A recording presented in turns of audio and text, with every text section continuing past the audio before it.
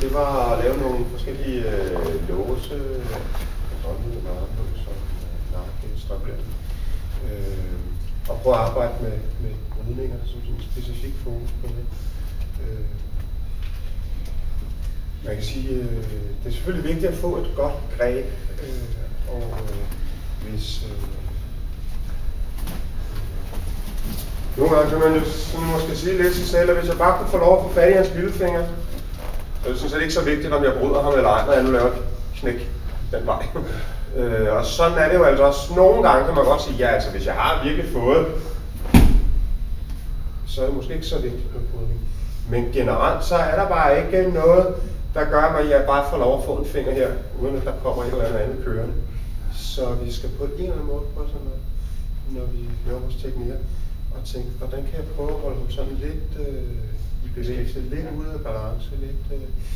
Så når han står lige så fladt på sine fødder som mig, så står han super godt grounded, og så går og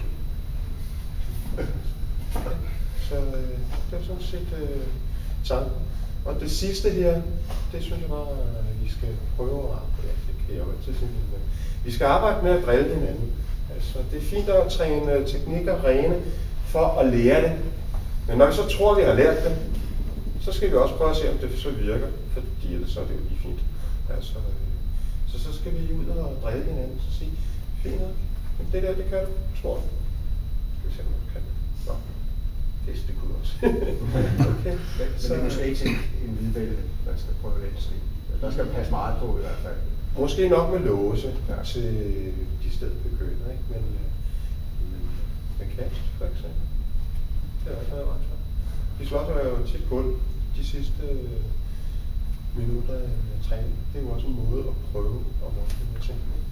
Men vi gør det ikke så tit med vores almindelige idrætter. Det er sådan noget.